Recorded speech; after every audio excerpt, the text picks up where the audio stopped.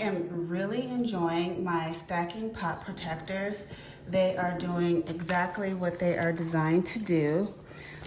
They come in a 3-pack and they have these little nubs on the bottoms to keep them in place when they're on top of the pan.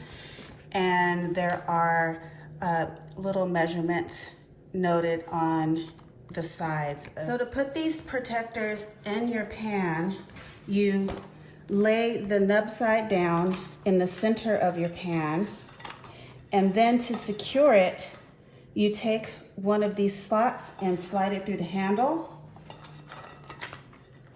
recenter, and now your pot protector is not going to slide or move out of place.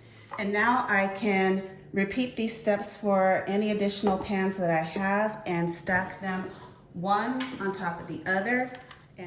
And now I don't have to worry about my nonstick pans rubbing against one another and damaging the nonstick surface.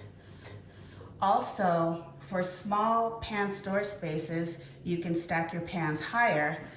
Like if I can just put my pot on top, and that way I can save space inside of my cabinet.